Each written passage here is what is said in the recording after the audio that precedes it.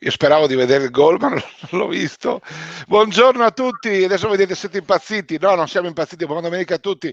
Io mi auguravo, non lo so cosa è successo, chiedo a Francesco. Io volevo vedere il gol di Zico contro la Roma. Eccolo qua, eccolo qua.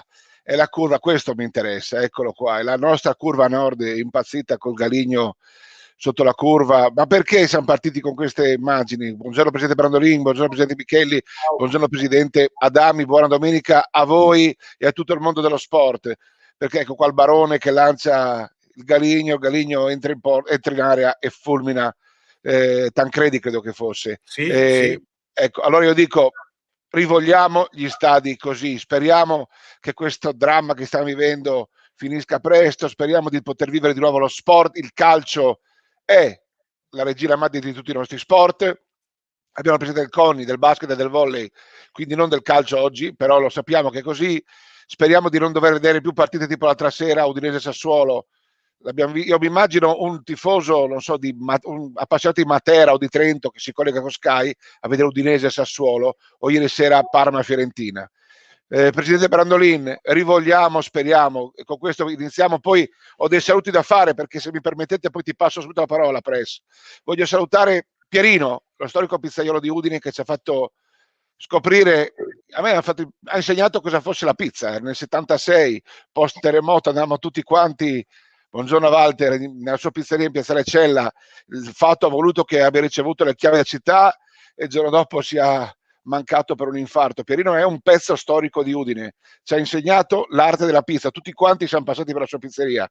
Un abbraccio a Alessandro Talotti e al suo Elio, ho letto molte interviste questa settimana, forza Ale, noi ti siamo sempre vicini, e anche Andrea Marcon, neorieletto presidente del baseball, ha battuto De Luca, un grande nome del giornalismo e una grande eccellenza regionale. Ecco, Presidente, apri tu le danze, ti ho dato un po' di spunti a partire da Zico, dal calcio, dai tifosi, dal momento clamoroso che stiamo vivendo.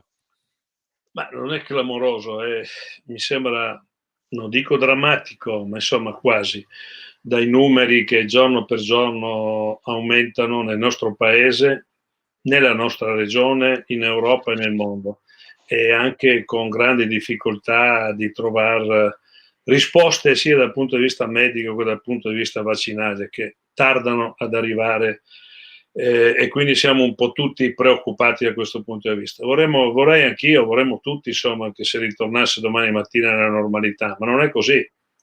E quindi dobbiamo avere la massima responsabilità tutti quanti.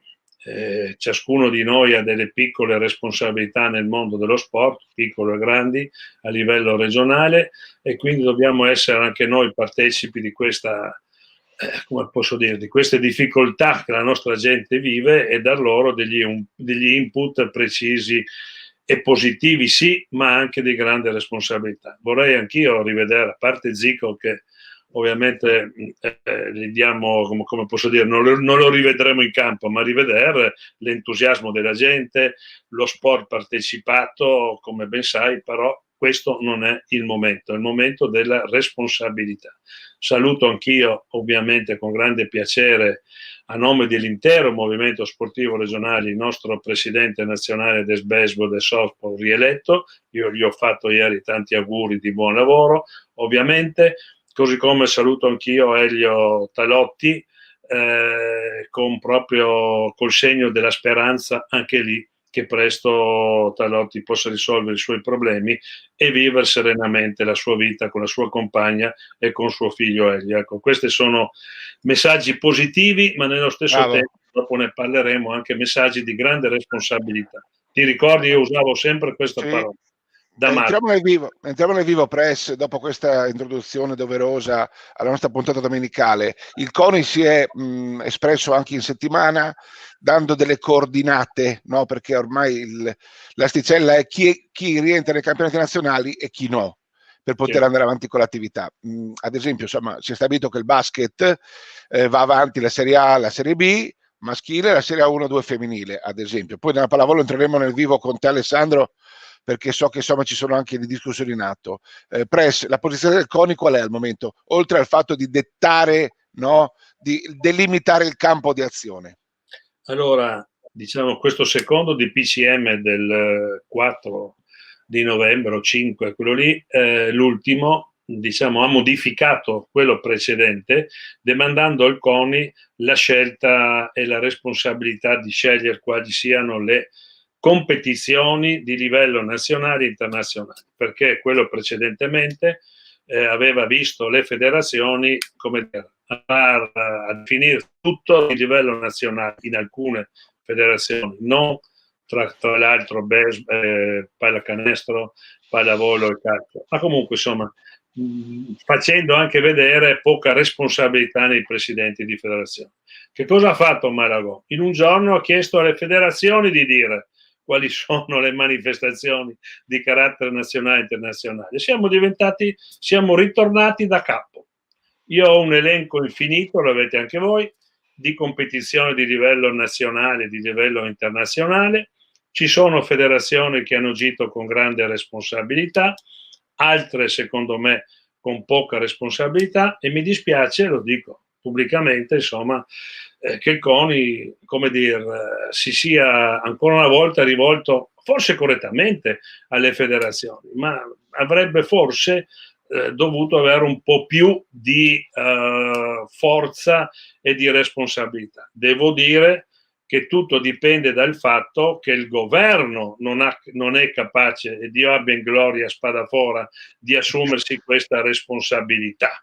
E quindi è questo cerino che passa da Spadafora a Malagò, da Malagò alle federazioni, torna indietro, e adesso siamo più o meno da capo a 10 giorni fa, con interpretazioni anche del tutto arbitrarie sul territorio.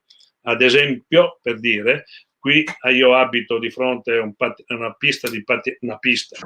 bel impianto di pattinaggio, e responsabilmente il sindaco da mercoledì ha chiuso l'impianto. Lui lo ha chiuso, perché i ragazzini, con la scusa che dovevano di 6 anni parlo, che dovevano prepararsi per i campionati italiani di dicembre, facevano attività tutto il pomeriggio, tutta la sera, assembramento di genitori. Il sindaco l'ha chiuso. Bravo il mio sindaco.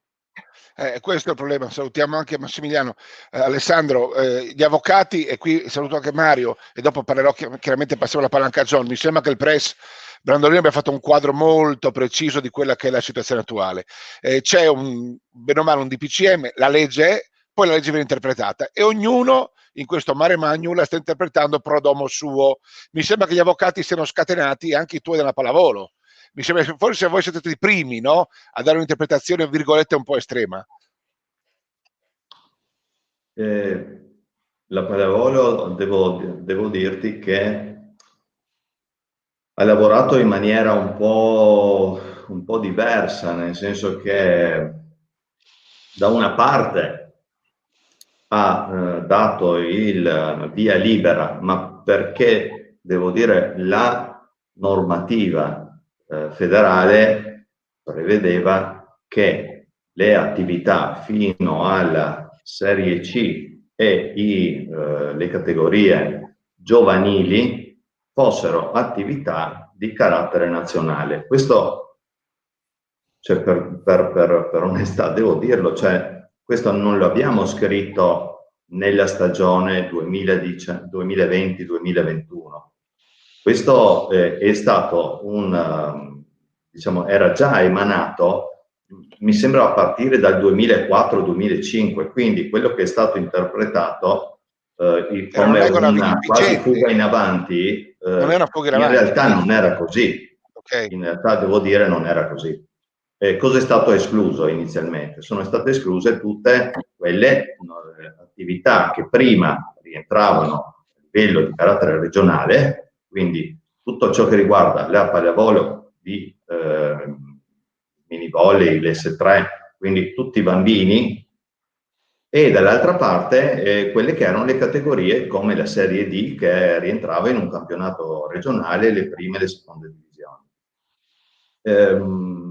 Devo dire che a seguito della situazione dell'ultimo DPCM, la federazione ha bloccato tutte le competizioni, ad esclusione naturalmente di quelle che sono le partite di Serie A, che sono gestite dalla sono gestite dalla Lega, e ha rinviato tutto a gennaio. Il problema che adesso ne sorge sono il problema dei discorsi degli allenamenti.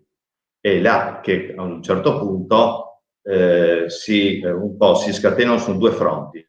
Primo, il discorso se sono consentiti anche gli allenamenti, no? Diciamo di quello che è non di quella parte di squadre, di formazioni che non giocano ma che possono allenarsi. Quindi se gli allenamenti, vuol dire, sono consentiti. E su questo mi sembra di aver capito assolutamente di sì. Si va oltre, chiedendo anche se a questo punto, essendo attività di carattere nazionale, possa essere consentito, e qua mi sembra, anzi sono sicuro che sono state fatte anche delle FAQ da società, e se è consentito l'allenamento, il rientro per esempio a casa oltre le 10 di sera con l'autocertificazione e la dichiarazione della società. Questo è per fare il quadro dal punto di vista prettamente sportivo e normativo. È chiaro che poi noi, mi sembra di aver capito e auspico, lo sposteremo su un altro punto di vista che riguarda anche la parte dell'attuale situazione che stiamo vivendo dal punto di vista sanitario e dell'emergenza sanitaria e epidemiologica. Johnny, come avvocato, mi sembra che, tornando al discorso che diceva prima il presidente Brandolin, c'è un cerino che passa, no? La pallavolo, ci ha spiegato la situazione adesso Alessandro, qual è il cerino del basket com'è? Perché in realtà veramente ci naviga un po' a vista e poi alla fine si torna sempre al punto di partenza. Ma no, nella nostra interpretazione rigida, devo dire la verità, nonostante un silenzio iniziale di 2 o 3 giorni, che è stato un silenzio assordante, però Roma è stata coerente. Noi giochiamo A1, A2B nel maschile, A1, A2 nel femminile, tutto il resto si blocca. È chiaro che io sarei stato... Ecco, questo nuovo protocollo intanto lo vediamo, no? Uscito dalla Federbasket proprio in questi giorni. Sì, è chiaro che io avrei permesso alla C-Gold, che è un campionato interregionale, quindi sicuramente non è un campionato regionale, e alla B femminile di andare avanti. Avrei permesso personalmente, secondo l'interpretazione anche data appena adesso da Alessandro, agli under 18, quindi agli under di eccellenza, di andare avanti, perlomeno con gli allenamenti. Pur tuttavia, ce l'ha spiegato bene il Presidente anche nell'ultima riunione, l'interpretazione è questa, da qui non si scappa, fino al 3 dicembre non se ne parla, tutti i presidenti regionali, ma questo l'abbiamo già visto domenica scorsa, hanno rinviato l'inizio delle competizioni al 6, 8, 9, 10 di gennaio, e quindi si è creata una sorta di comunque di uniformità, sì, uniformità da parte un po' di tutti. Ecco. Adesso il grande quesito di questi 7, 8, 10 giorni è stato: ci si può allenare all'aperto individualmente finché il tempo regge oppure no? Approfitto perché la federazione non ha preso posizione lì direttamente, perché semplicemente rimanda al DPCM, quello del 24 di ottobre, dove apparentemente ci si potrebbe allenare all'aperto come preparazione atletica, ad esempio, attenzione, non come sport di squadra 5 contro 5, 3 contro 3, ma preparazione atletica, addominali, allunghi, scatti, cose di questo tipo, mantenendo la distanza di sicurezza, sì. D'altra parte faccio l'avvocato e dico: se l'attività, e lo dice il presidente Petrucci della Federazione Pallacanestro, è completamente ferma, chi allena all'aperto i propri ragazzi lo fa a proprio rischio e pericolo, probabilmente non c'è la copertura assicurativa, quella classica. Ma non ha senso, dai, è una forzatura. Mi fanno delle domande e io cerco di rispondere. Tu devi rispondere, certo. Quindi fondamentalmente se c'è un caso di contagio, i problemi poi sono del presidente, ovviamente contagio accertato in quel contesto lì, e quindi questa è la situazione. Siete molto preciso, abbiamo un sacco di argomenti che Francesco ci sta buttando, no, ad esempio quello che ha detto il vicepresidente regionale, no, Riccardi, sul fatto che di fatto l'ambiente sportivo forse è quello più sicuro di tutti in assoluto a livello di rischio contagi, però prima di protocolli, non protocolli, io vorrei chiederti anche dopo press di Malagò, no, una tua opinione, però prima faccio un giro con tutti e tre, abbastanza telegrafici, ma vorrei che mi diceste la verità e non ho dubbi ovviamente su questo. Lotito, oggi è scoppiato lo scandalo. Io credo che chi deve decidere deve prendere in mano la situazione per bene. Non possiamo essere in mano dei furbacchioni, io credo, e faccio riferimento a quello che diceva prima Matassini, coach della Delser, per cui se c'è un protocollo, e qui presso, io mi ricordo ancora le nostre vecchie puntate, no?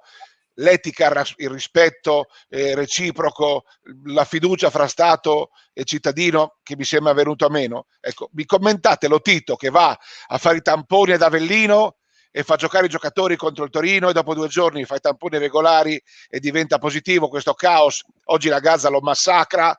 Io mi auguro che si faccia chiarezza su questa cosa, perché se no, se partiamo dalla Serie A del calcio a fare i furbi, non possiamo pensare che nella 2 femminile di basket siano perfettamente seri.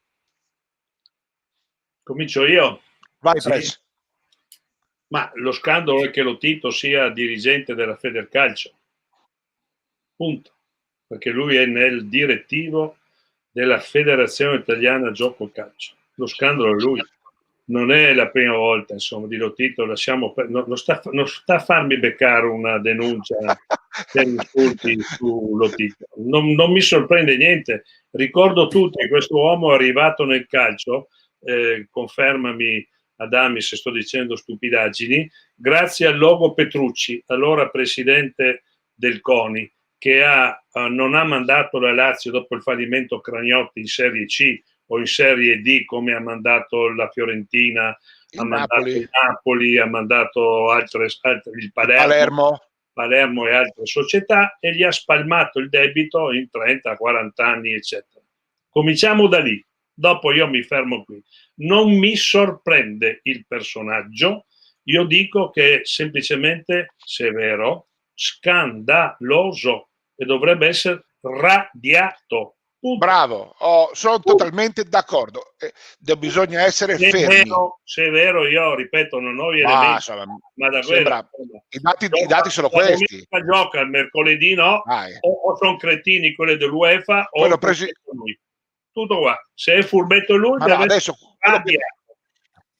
Ma non per il calcio, ma per il segnale verso la comunità.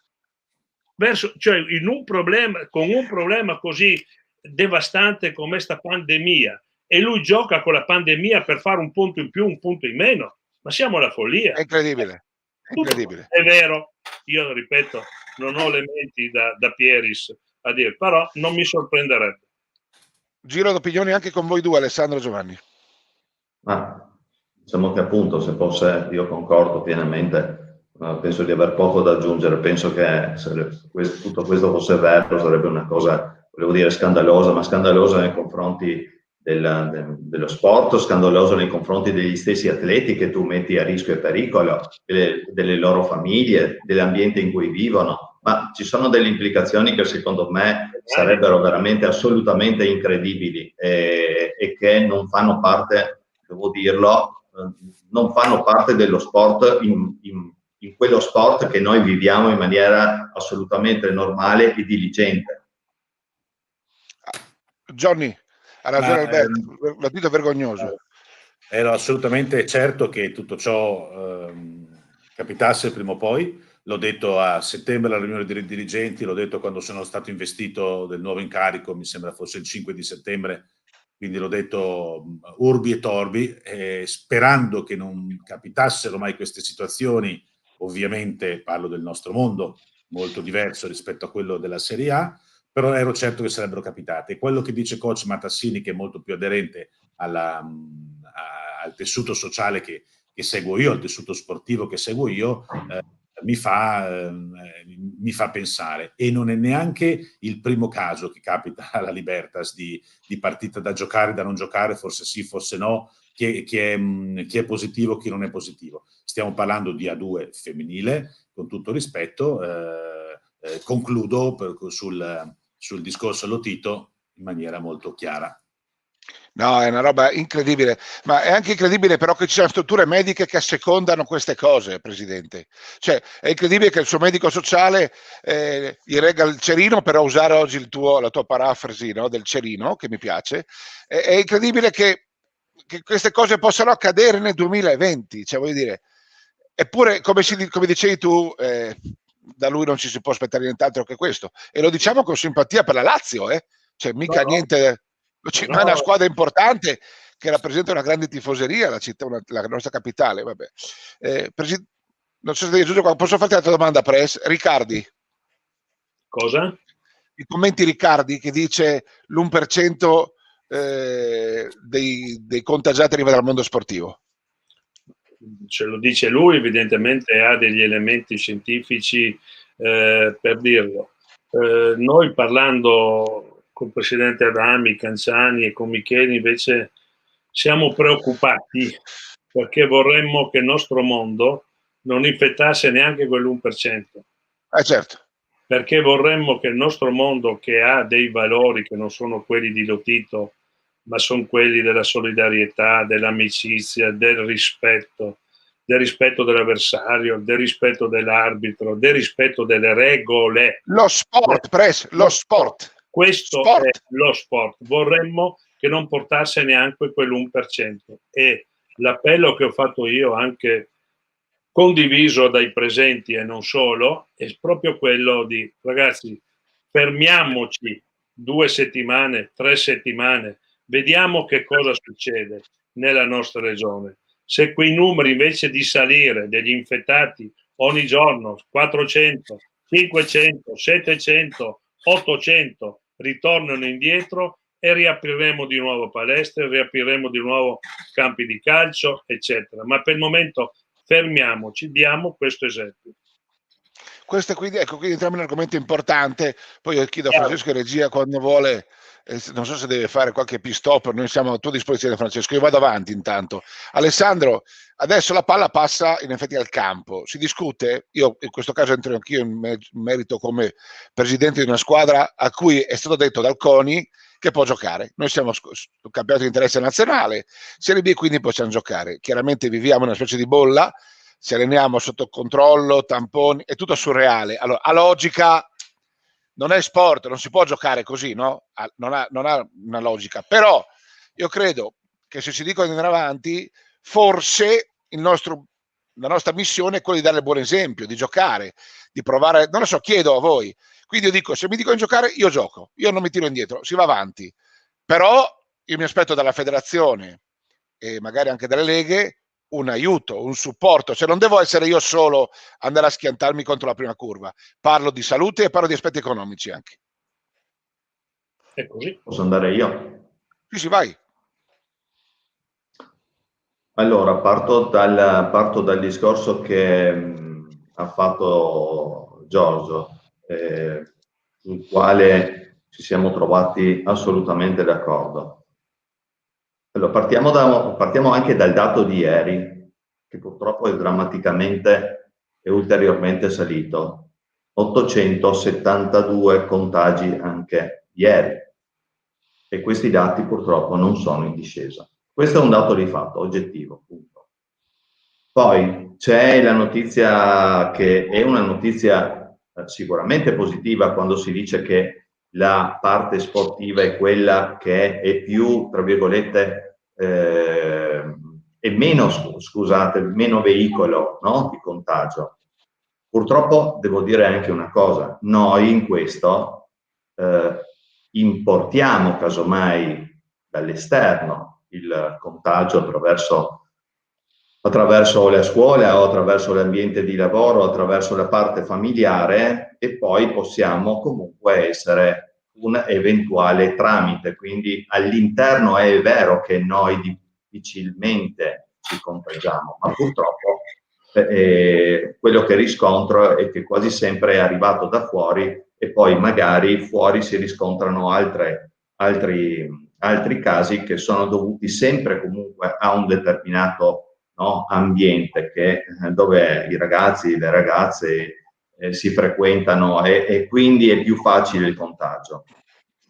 Allora, io capisco e comprendo assolutamente la tua posizione, perché se c'è una federazione che ti dice, se c'è un governo che ti dice puoi andare avanti, vai. Quali siano queste condizioni, vuol dire, per andare avanti dal punto di vista soprattutto economico, uno me lo deve spiegare, primo. Dal punto di vista sportivo. Poi dico che io francamente non capisco tutta questa libertà. La libertà è un'altra cosa. La libertà è oggi come oggi è la possibilità di esprimere i nostri pareri, le nostre idee, ma oggi forse, come diceva il presidente Brandolin, forse c'è bisogno veramente di un passo indietro, che non vuol dire fermarsi a tutti i costi, chissà per quanto, ma fermarsi il momento che stiamo vivendo per far sì poi di ripartire veramente. Cioè, oggi abbiamo rinviato tutto a gennaio. Quindi, ragazzi, ma cosa faremo la maggior parte, escludendo i campionati nazionali? E anche la nostra regione, dal punto di vista, sta vivendo un periodo difficile. In alcune altre regioni è stato bloccato lo sport, indipendentemente dalla parte governativa. Oggi leggevo la Gazzetta, la pallavolo di Serie A non gioca neanche una partita. Anche a Verona non gioca neanche una partita. Sì, poi dopo andiamo in pubblicità, vai Press. Sì, ricordo a tutti che abbiamo già perso un campionato 19-20, giusto? I campionati 19-20 sono stati o falsati o addirittura bloccati e non conclusi. Ahimè, è così. Stiamo rivivendo la stagione 2021, parlo per gli sport di squadra ovviamente, che anche quelli non sono falsati e non saranno, non so se finiranno col playoff, cioè, mi spiego, stiamo vivendo una situazione dove abbiamo perso 2 stagioni agonistiche e nessuno ne parla. Abbiamo già perso quella 19-20 con soldi, robe, di tutto di più questa qua, la 20-21. Quindi una riflessione dovremmo farla. Io credo che quando il governo ha fatto quel DPCM, confermato il discorso del Cerino e la irresponsabilità del governo che non ha avuto coraggio di prendere quella decisione e ha passato il Cerino alle federazioni e via avanti, va bene? Detto questo, dico, il principio con cui è stato fatto quel DPCM era questo: a parte i campionati che devono continuare perché ci sono le preparazioni olimpiche, ci sono i campionati europei, eccetera, tutto il resto doveva fermarsi. E invece abbiamo fatto i furbetti e siamo in questa situazione. Stop un attimo, John, poi arrivi tu. Dillo la regia. Preparati, Johnny.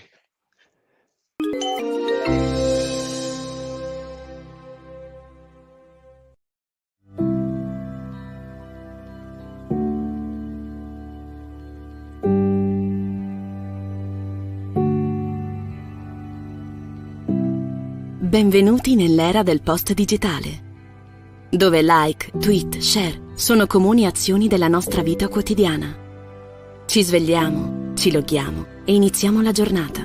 È vero, la tecnologia ci ha semplificato la vita, ma forse l'ha resa un po' meno intima, anche se non deve essere per forza così. Noi di Randstad, infatti, crediamo nelle connessioni reali, quelle che vanno oltre i dati e gli algoritmi, quelle che si basano su empatia, intuizione, istinto.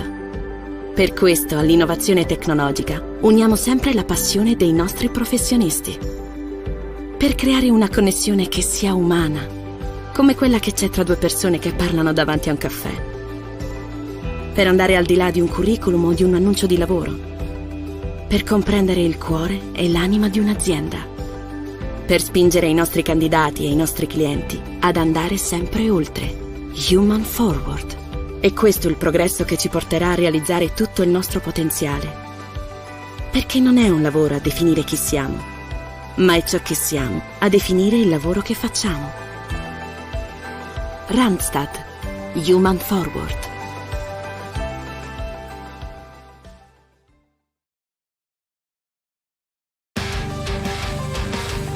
Da oltre 30 anni, Gesteco progetta e sviluppa soluzioni integrate per l'ambiente, offrendo servizi a 360 gradi con uno sguardo sempre attento all'innovazione.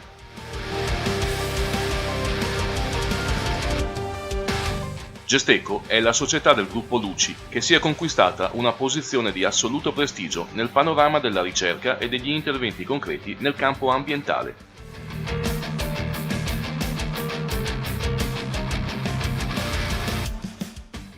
Serietà, altissima competenza e affidabilità, con un'elevata propensione all'innovazione di tecniche e materiali.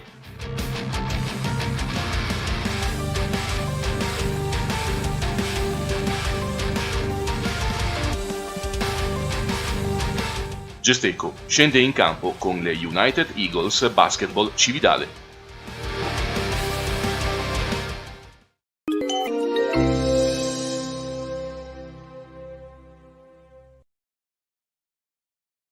Eccoci qua, dopo un doveroso passaggio pubblicitario, perché siete importanti voi, e quindi ci stanno guardando in tanti, ci guardano tanti anche stasera in televisione, ricordiamo in prime time. John, il discorso degli sponsor è collegato a tutto quello che stiamo dicendo. Io prima dicevo, ha risposto sia Alessandro che il presidente Brandolin, chiaro che la macchina deve andare avanti.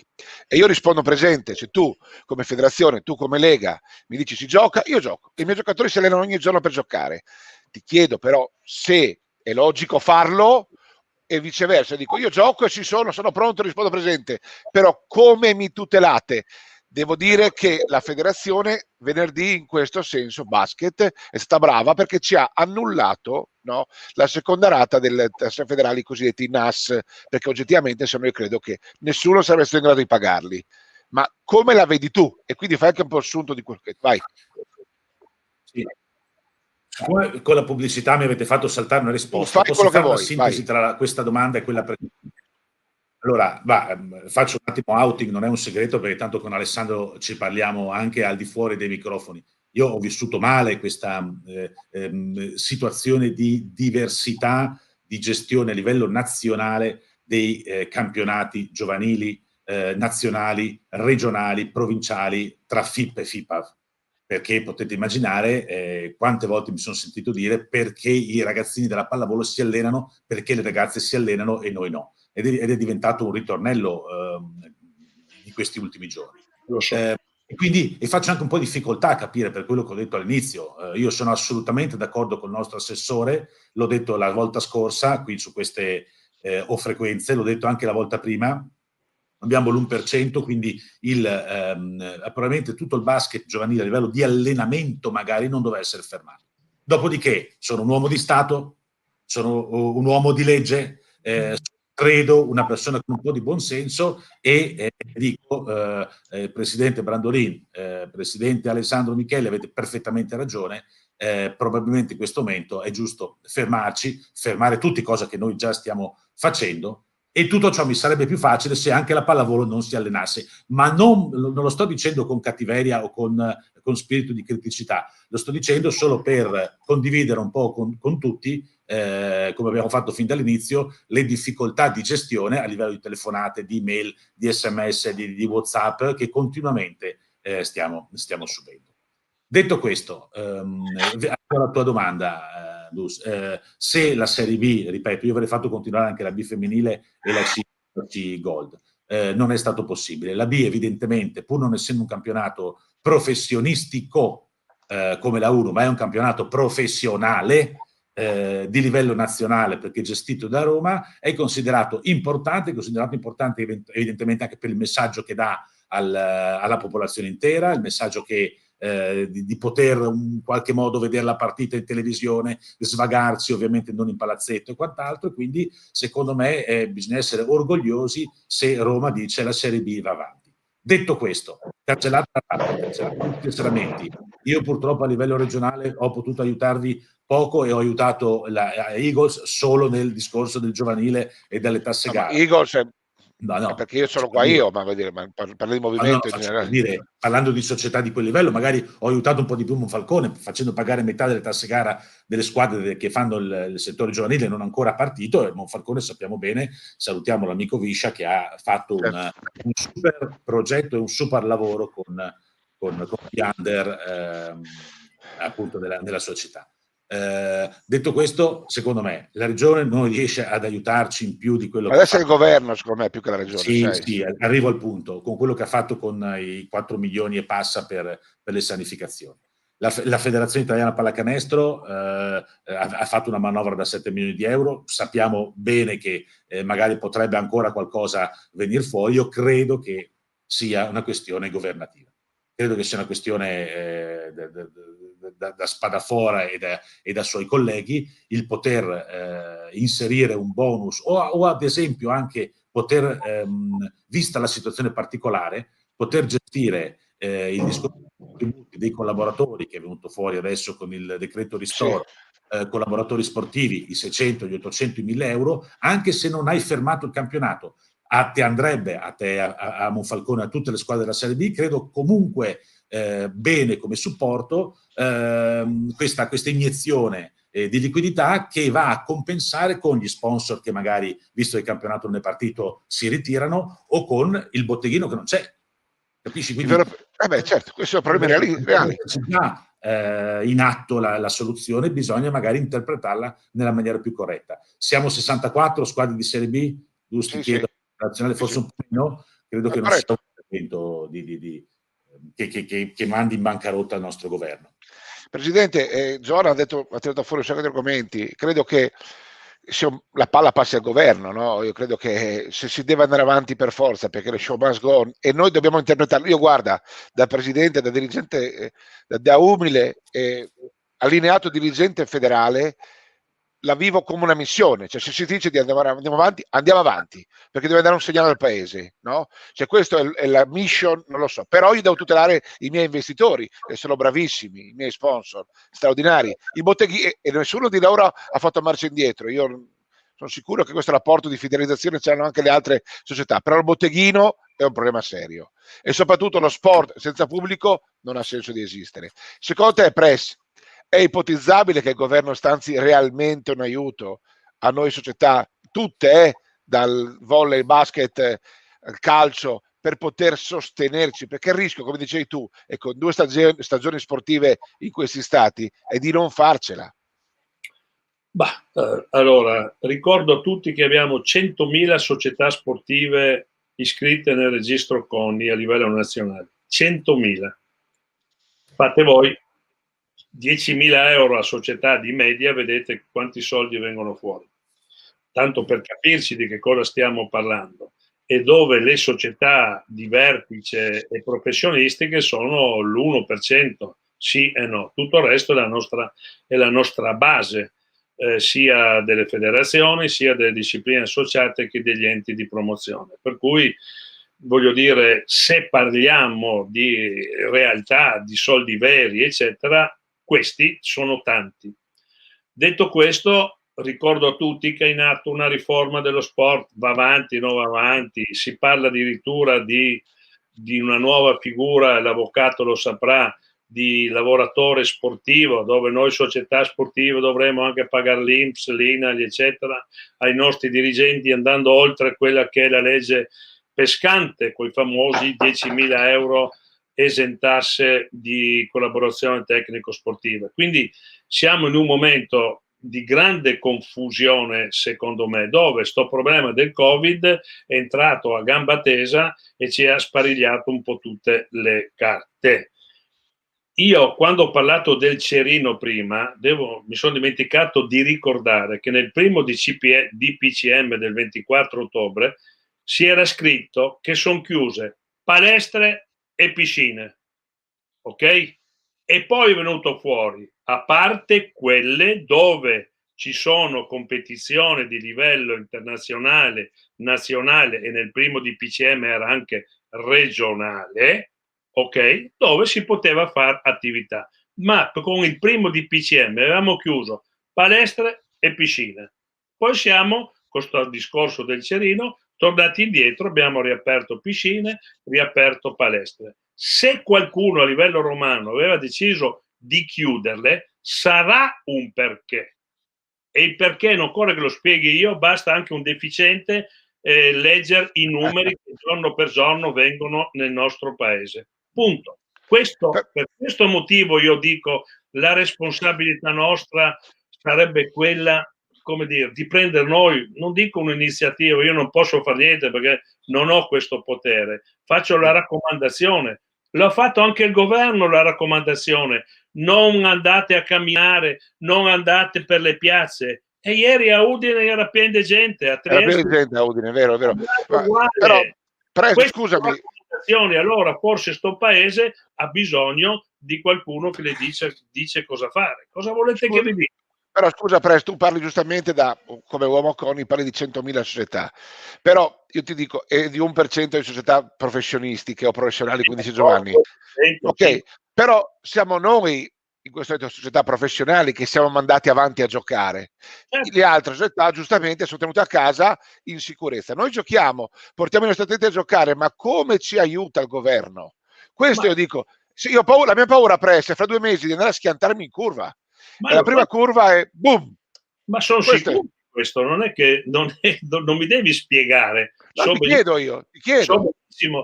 Il governo aveva promesso anche di far questo, Spadafora aveva anche promesso di mettere 2 miliardi, mi sembra addirittura, per lo sport, questo Covid.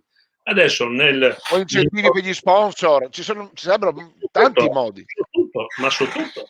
Cosa vuoi che non sappia? Nel decreto ristoro mi sembra ci siano soltanto i soldi per i collaboratori sportivi. Collaboratori sportivi che ha parlato prima Adami. È ovvio che il nostro mondo si schianta in questa maniera, così come si schiantano anche altri mondi, Attenzione. Assolutamente sì. Ale, mi rispondi alla domanda dell'amico di prima?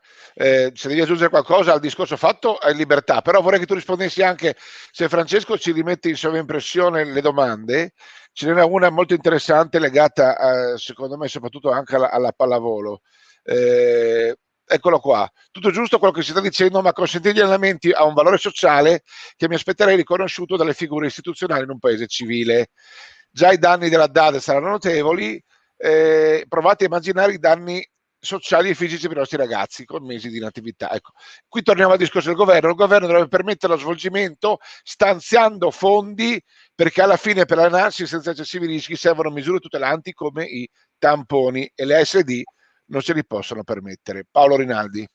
Ecco, guarda, innanzitutto saluto Paolo, un caro dirigente, però amico e collaboratore del nostro mondo, del mondo sportivo in generale. E qua avviene, no? Qua avviene un po', se vogliamo, un po', come posso dire, che non è uno scontro, ma delle visioni che in realtà non sono diverse.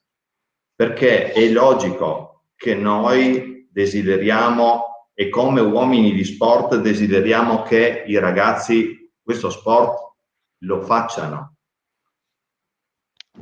ma ci sono delle situazioni per le quali probabilmente è anche forse giusto, no? Fare un breve stop, come diceva il presidente Brandolini. Accanto a questo stop, come dice Paolo Rinaldi, però dovrebbe esserci un supporto, ma se un ministro, un governo, a questo punto, con i vari decreti della primavera, col decreto ristoro, continuano a dare senza alcun criterio delle risorse anche a delle classi che non avrebbero l'assoluta necessità, e che quei soldi non li avrebbero presi, ma neanche in un anno di attività. Anche un po' a caso, buttiamo a caso i contributi. Sono stati buttati a caso. È vero. Io non ho nulla, badate bene, con la classe arbitrale,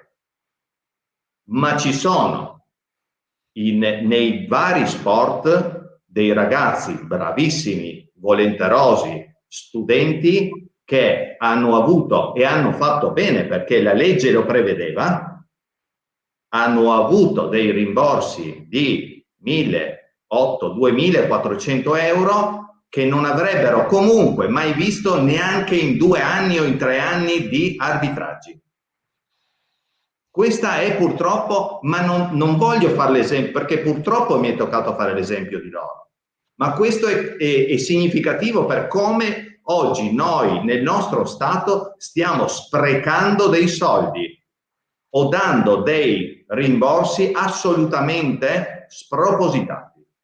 Questi soldi potrebbero essere usati per dare dei ristori sanitari alle società, perché ne avevamo parlato anche insieme a John, la possibilità di fare anche dei test serologici per le nostre società ogni 2 settimane, ma questi costano, perché anche se costano 20-25 euro, sono un impegno per tenere la situazione sotto controllo. Certo che sono un impegno. E allora noi questi soldi non li abbiamo come federazioni, no, da poterli dare a tutte le società, ma sarebbe auspicabile se vogliamo mantenere quel livello del discorso dell'1% e che questo 1 non diventi poi esponenziale negli altri settori. Diventi magari zero. Ecco, per questo sostengo che se, e qua io un po', scusa Giorgio, scusa John se mi permetto di dire una cosa, ma se dovesse arrivare un invito dall'alto nell'ambito della regione a dirci fermiamoci per 15 giorni su tutto, fermiamoci per 20 giorni su tutto, sicuramente noi non andremmo a discutere questo provvedimento. Nel senso che prima siamo cittadini, prima siamo persone di sport, ma siamo cittadini e viviamo in questa nostra bellissima regione che è una regione sportiva, e come regione, la regione più sportiva d'Italia, come dice sempre il nostro presidente, noi dobbiamo dimostrarlo anche in situazioni difficilissime come può essere questa. Scusatemi se mi sono infolgorato, ma no, beh, hai dato degli spunti.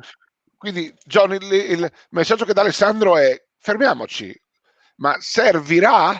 Cioè, siamo sicuri che io faccio l'avvocato del diavolo, poi ti prego di rispondere anche però alla domanda sul nuovo protocollo FIP, perché rende tutto molto ingarbugliato. Io anche per fare un amichevole devo fare dei 48 ore prima il test, devo averli tutti positivi, devo avere 14 in lista, posso averne fino a 6 positivi, devo avere 8, devo portarne 8 a referto. Cioè, a me sembra tutto difficilissimissimo. Poi dopo è chiaro che show must go on, ribadisco, io ci sono, però mi sembra tutto molto ingarbugliato. La tua posizione, la mia domanda, sì, vai. Guarda, è estremamente difficile, anche perché bisogna pensare che questi regolamenti, esattamente come le norme, eccetera, sono delle convenzioni che non possono avere il valore della assoluta. Mi spiego cosa voglio dire. Voglio dire che comunque si intervenga in una situazione così difficile, lasceremo scontenti un sacco di persone, un sacco di addetti ai lavori. La formula trovata non sarà mai quella perfetta, quella che avrà il consenso unanime. Certo è che 8 su 14, e giustamente chi è intervenuto dice che sarà tutto fortemente condizionato da fattori quali la fortuna, fattori quali il numero di giocatori positivi, non positivi e quant'altro, e si chiede se tutto ciò ha senso. Io mi rendo assolutamente conto, il protocollo sembra farraginoso, ma ripeto, qualsiasi protocollo in questo momento fosse stato adottato, sarebbe stato esposto ai medesimi rischi di critica da parte di tutti. Faccio difficoltà. Il rischio, John, è che oggettivamente non ci sia equità sportiva, questo dobbiamo metterlo in preventivo, no? Oppure che arrivi il lottino di turno. Di essere di fronte a un campionato che dovrà, rispetto a tutti gli anni passati, rinunciare al discorso dell'equità, dell'equità sportiva, magari della meritocrazia, perché gli interventi esterni di fattori imponderabili saranno assolutamente forti e determinanti nell'arco dei risultati, e quindi questo lo dobbiamo mettere assolutamente tenere in considerazione. Non possiamo fare altrimenti. Speriamo creare un numero di partite un dietro l'altro, senza troppi ritiri, senza troppi rinvii, che possa far sì che questo assommatorio del numero di partite possa chiamarsi campionato. Sarebbe già un risultato, indipendente da chi vince, chi perde, chi retrocede e chi viene promosso, già un risultato straordinario in questa stagione. Non credo che ce la faremo ad arrivare in fondo, però bisogna assolutamente tentare. 2 domande per tutti, comincio da te, Press. io ho partecipato a ormai le chat, no, fra tutti i presidenti della Serie B in settimana. Una proposta che sarà fatta a Petrucci attraverso la Lega è di bloccare le retrocessioni. Press, ti chiedo questo, una tua opinione al riguardo, e questo vale per tutte le varie, credo, tutti i campionati in essere, cioè visto che l'equità sportiva non è garantita perché questi protocolli così, giustamente John, da qualche parte bisogna metterci mano, facciamo un protocollo, però se a me mancano 2 giocatori del quintetto base e stanno fuori, sono positivi, stanno fuori a fine un mese, io le partite le perdo. Quindi si dice blocchiamo le retrocessioni e poi perché non ipotizzare ad esempio per la 1 di volley e la 1 di basket una bolla stile NBA? Chi deve rispondere? Basket? Cominciamo con te. No, cominciamo con te. No, allora, diciamo, io rappresento tutti gli sport, quindi sono gli sport di squadra, gli sport individuali, eccetera, ed è veramente difficile fare una sintesi sulle cose che avete detto fino adesso. Confermo quello che ha detto Micheli sulla distribuzione a pioggia di bonus di 800 e 1000 euro, adesso 1000 euro per il mese di novembre. È uno scandalo. È uno scandalo. Nessuno, la Procura della Repubblica dovrebbe andare ad indagare su questo. Detto questo, per quanto riguarda le retrocessioni, il calcio lo ha già fatto negli altri campionati, nei campionati 19 e 20, per quanto riguarda tutta la parte dilettantistica, se vi ricordate. E quindi abbiamo già vissuto questo problema nel campionato 19-20. Ecco perché prima dicevo, mi sembra che stiamo perdendo anche il campionato 20-21. Far la bolla dell'NBA, non so se noi abbiamo un Disneyland come ce l'hanno negli Stati Uniti. Non lo so, forse nel basket questo sarebbe possibile, probabilmente anche nella pallavolo, non lo so. Nel calcio lo vedo già un poco più difficile, ma però si potrebbe pensare anche a questo. Ecco, l'hanno fatto le finali, le Final 8 di Coppa dei Campioni, di Coppa UEFA nel mese di luglio, per cui si potrebbe, una mi sembra in Portogallo e uno in Germania, per cui è possibile anche far questo, perché secondo me stiamo già perdendo anche la stagione agonistica 2021. Ecco perché una riflessione, e condivido quello che ha detto Micheli, insomma, dovremmo farla a livello locale ma anche a livello nazionale. Mi sembra che stiamo veramente proprio mettendo una toppa dietro l'altra per poter andare avanti, mentre forse sarebbe il caso, insomma, di essere un poco più chiari, e questo lo dovrebbe fare il governo. Non dire si chiudono le piscine e le palestre e dopo dai l'opportunità praticamente di smentire questa tua affermazione. Un po' più di serietà dovrebbe partire da Roma, poi a cascata nel nostro mondo. Non so se il presidente Fedriga, perché traduco l'appello che ha fatto Micheli, avrà la forza, anche, come posso dire, la voglia, gli elementi, i numeri per poter chiederci uno sforzo di chiudere 2 o 3 settimane in Friuli Venezia Giulia proprio per tamponare questa emergenza che mi sembra stia salendo anche nella nostra regione. Per quanto mi riguarda sarei d'accordo, ma però insomma dobbiamo essere d'accordo tutte. E invece qua vedi, Spadafora chiarisce, palestre, piscine e centri sportivi restano aperti. Cioè, me lo scrivi lì, però nel DPCM del 24 ottobre ha scritto sono chiuse, no? Ecco, questa è questo è lo scandalo vero, dai. Il cerino, oggi è il cerino. All'inizio. E allora il cerino non può essere lasciato in mano a Micheli, né in mano da Dammi, né a Canciani, né a De Benedittis a livello regionale, piuttosto che a me, che diciamo che in qualche maniera li rappresento ma non ho nessuna potestà. Diciamo, deve essere il governo che prende delle decisioni uniformi e delle decisioni anche che non possono essere cambiate da un giorno all'altro. Capisco le difficoltà, ma però insomma noi dovremmo dare questo esempio. Finisco dicendo questo. Guardate, quando io dico che viene prima il lavoro, prima la scuola, dopo veniamo noi, eccetera, eccetera, lo faccio anche perché, pensate, chiudono adesso le scuole superiori. no? Giusto? Perché sono tutti i ragazzi. Mio figlio a casa per il secondo anno, 2 anni di fila. Pensate che le palestre vi verranno date il pomeriggio? La vedo dura. E allora, quando io dico che bisogna tenere aperto la scuola, lo dico anche egoisticamente, perché così abbiamo anche le palestre il pomeriggio per poter fare l'attività. Non so se mi spiego.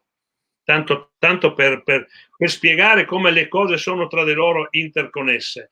E quindi tutta questa responsabilità dovremmo porsela, e noi ce la poniamo anche questa mattina con gli discorsi che sento.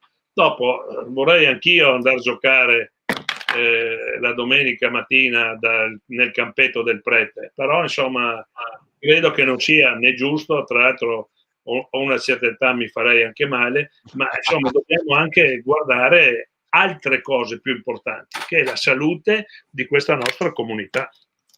Anche voi due, poi dopo andiamo in chiusura con te, Press, vi lascio andare a pranzo.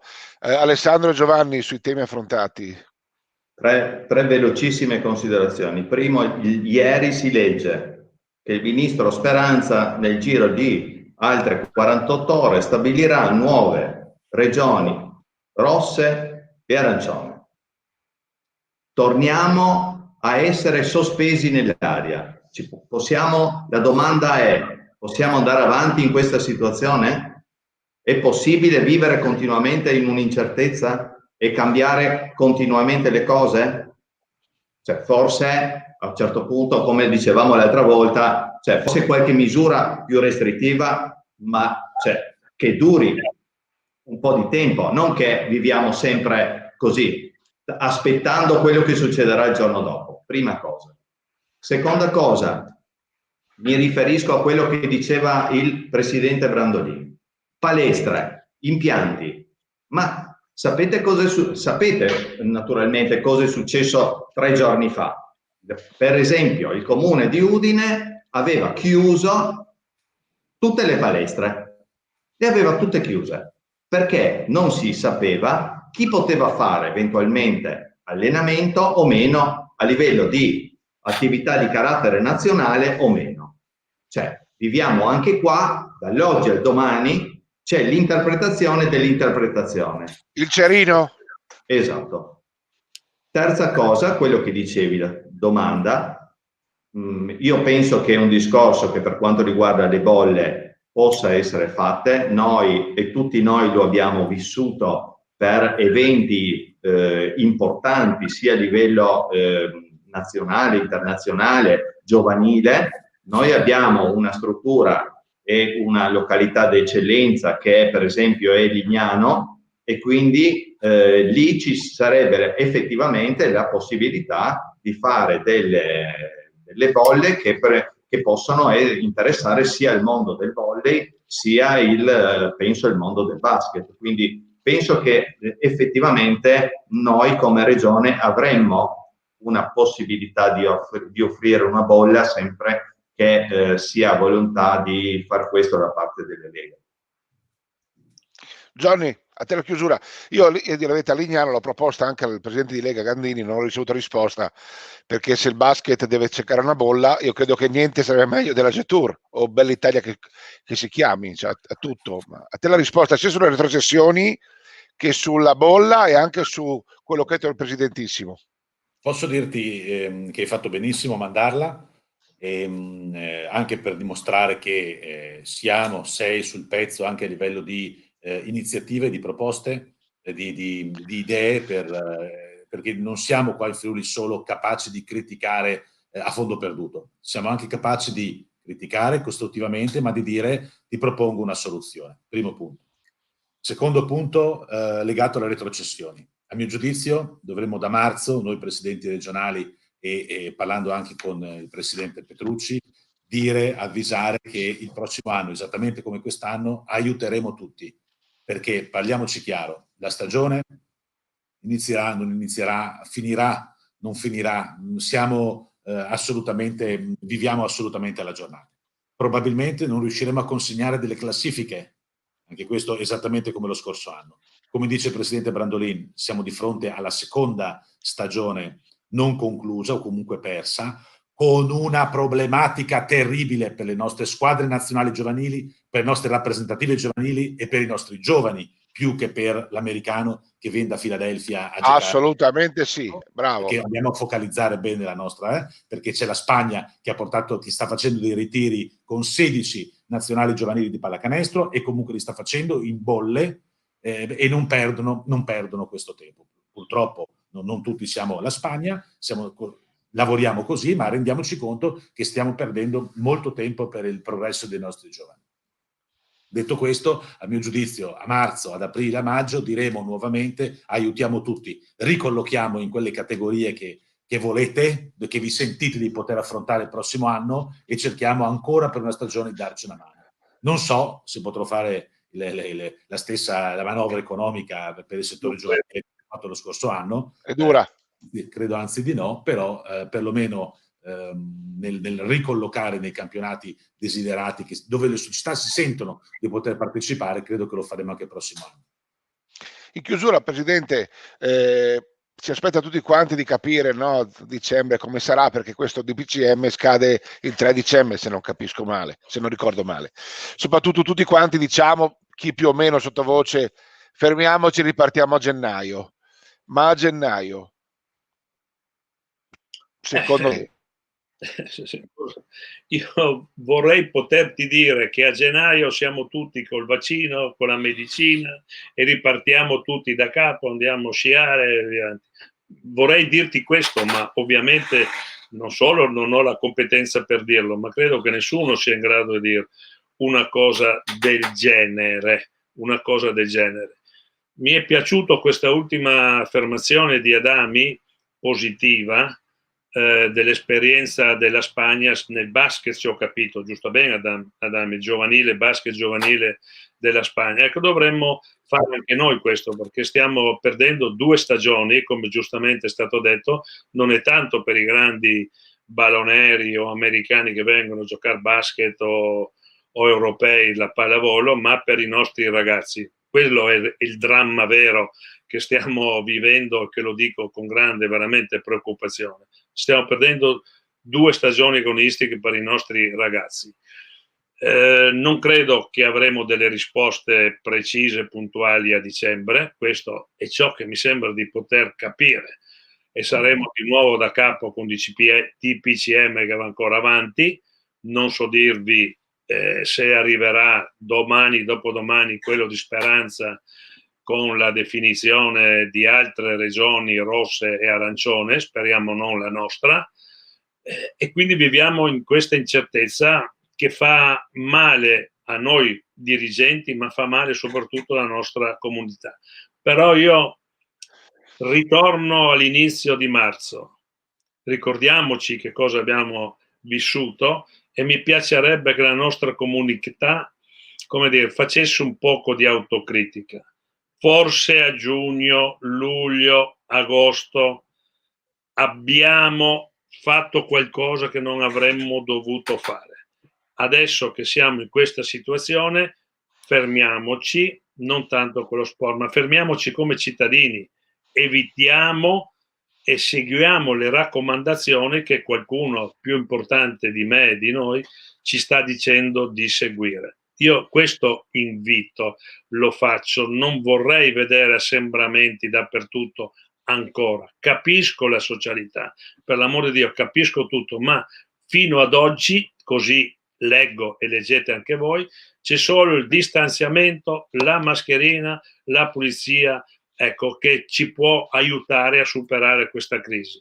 E quindi io faccio un appello forte alla comunità, insomma, di vivere, come dire, insomma, con grande responsabilità la nostra vita, le nostre relazioni sociali, il nostro lavoro, la scuola, lo sport, insomma, di viverla con grande responsabilità. Dopo vedremo cammin facendo, perché questo è da dire. Io non ho oggi una ricetta, non ho oggi una parola di speranza. Vorrei venire a vederti giocare la tua squadra, vorrei andare a vedere il derby tra la pallavolo di Udine e di Talmassons, vorrei andare a vedere l'Udinese, la grande Juve. però insomma mi rendo conto che non possiamo farlo. Ecco, mi auguro che tutti capissero questa roba qua, e quindi dovrebbero capire che forse se si beve un happy hour, si fa un happy hour in meno la settimana, si aiuta, cazzo, questa pandemia a andare fuori dai coglioni. Lo dico con volgarità. Ma hai fatto bene, tanto è domenica 12:10, quindi non siamo in fascia protetta. Grazie Presidente, ti lascio andare a vedere Lazio-Juventus, no? Partita con Lotito che fa i tamponi su e giù.